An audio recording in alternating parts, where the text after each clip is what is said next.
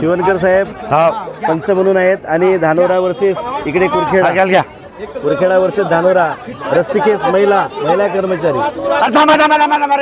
तिकडे खिचा तो येऊ द्या थोडसा तिकडे गेला मागे येऊ द्या शिवणकर सर येऊ द्या इकडे येऊ द्या अरे येऊ द्या 1 इंची जोर येऊ द्या फरक पडू हा चला घ्या हे निश्चितपणे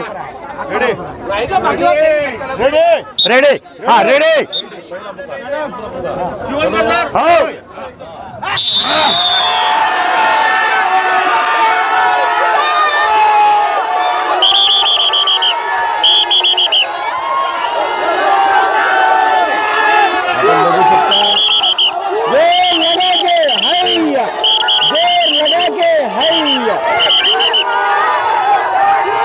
कुरखेडा संघ थोडासा पुढे आहे, इकडे धानोरा संघ थोडा कमी होता आणि अशा प्रकारे आता कुरखेडा संघ नक्कीच जिंकेल असं वाटत आहे, परंतु आता धानोरा संघाने सुद्धा ताकद लावलेली आहे।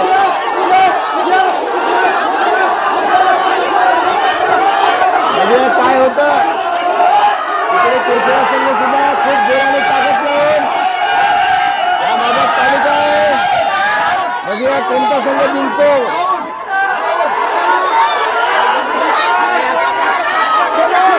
धानोरा संघ मात्र आता हरण्याच्या तयारी आणि अशा प्रकारे कुरखेडा संघ पहिला डाव त्यांनी विन केलेला आहे। शिवणकर सर काय प्रतिक्रिया द्याल आपण? कुरखेडा संघाने जास्तीत जास्त जोर लावून पहिला डाव विजयी झालेले आहेत। आता बघूया धानोरा संघ किती ताकद लावतो आणि जिंकण्याचा प्रयत्न करतो का ते बघूया। ओके सर धन्यवाद। नाही ते राहिले आहेत आपले सेमीफायनलचा सामना सुरू आहे, कसं वाटतं पहिला राऊंड जिंकल्यानंतर आपला? चांगला वाटतं काय म्हणतात जर तुम्ही या याच्यातला दुसरा डाव जर तुम्ही जिंकला तर दुसऱ्या फेरीची गरज पडणार सर तो पिचे दुसरा डाव जिंकणार आहात का? हो नक्कीच। शिवणकर सर या रस्सीखेचचे पंच म्हणून काम पाहत आहेत आणि आपली जागा निश्चित करून लाल रिबीन बरोबर रेषेवर त्यांनी ठेवलेली आहे। बघूया काय होतं आता ही दुसरी फेरी आहे, इकडे कुरखेडा संघ परिपूर्णपणे तयार। पहिली फेरी कुरखेडा संघ हा विनर ठरलेला आहे आणि आता दुसऱ्या फेरीसाठी इकडे निश्चितपणे धानोरा संघ आता संपूर्ण आपलं ताकदीनिशी संपूर्ण सामर्थ्य पणाला लावून जिंकतील अशी एक अपेक्षा आपण व्यक्त करूया।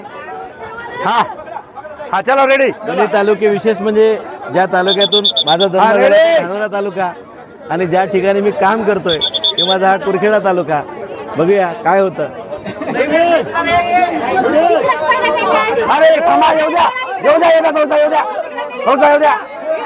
तालुका कोणता तरी तो माझाच तालुका असेल। सेमीफायनलचा राऊंड बघूया, फायनल मध्ये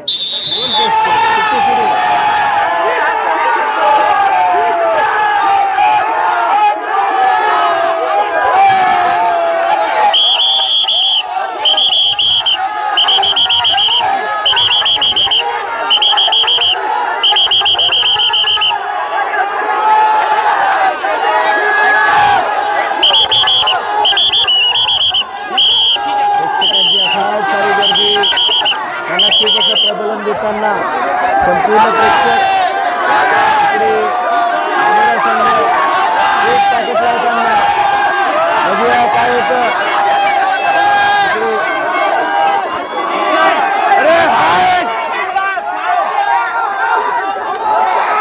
बघूया काय होतं।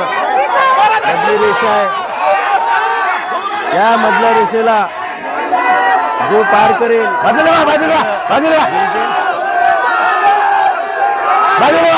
बघूया काय खूप मोठी अशी फार सारी गर्दी आणि अशा प्रकारे धानोरा संघ आता विन झाल्यामुळे आता सारखं झालेला आहे। शिवणकर सर काय म्हणाल आता तुम्हाला काय वाटतं? दुसरा डाव धानोरा संघाने आपली ताकद लावून जिंकलेला आहे। आता दोन संघामध्ये टाय झालेले आहे, बघूया तिसऱ्या फेरीमध्ये आता निर्णायक फेरी असणार आहे, बघूया काय होतं। हीच ती दोरी आहे आणि हीच ती रिबीन. ज्या रिबीनला पार करणं अत्यंत आवश्यक असते. ही जी रिबीन असते ही रिबीन हळूहळू या ह्याच्यामध्ये रिप्लेस करून टाकायला येऊन इकडे जेव्हा पार केली जाते तेव्हा तो संघ विजयी होतो. चला मग मित्रांचं व्यवस्थापक म्हणून काम पाहत आहेत. सर आता आपण कुरखेडावरती धानोरा हे रस्तिकेच महिलांचं आपण पाहिलं. दोन्ही संघ सारखे झाले. आपल्याला काय वाटतं कोणता संघ जिंकेल? नाही, मला वाटतं आता कुरखेडा संघ नक्कीच जिंकेल, कारण त्याच साईडला असताना त्यांनी पहिली बाजू विजयी केलेली होती आणि टाय झाल्यानंतर पुन्हा तीच साईड मिळालेली आहे त्यांना. आणि मला वाटतं आपण 12-13 वर्ष कुरखेडा तालुक्यामध्ये काम केलं असल्यामुळे एक वेगळी आत्मीयता जुन्या त्या तालुक्याच्या बाबतीत आहे. त्या आत्मीयतेतूनच बोलत आहोत. त्याच्यामुळेच मला वाटतं, माझी अपेक्षा आहे की कुरखेडा संघ जिंकावा. Okay okay, thank you. बिलकुल बिलकुल, सदैव स्फूर्तिदायक असतील. Okay sir, okay. दोन्ही संघ एकदा ते win ठरलेले आहेत. कुरखेडा संघ एकदा win ठरलेला आहे. त्याला काय नाव? चला रेडी. धानोरा संघ एकदा विन ठरलेला आहे. बघूया आदरणीय शिवणकर सर आणि गटपाले सर हे आता या सामन्याला सुरुवात करीत आहेत.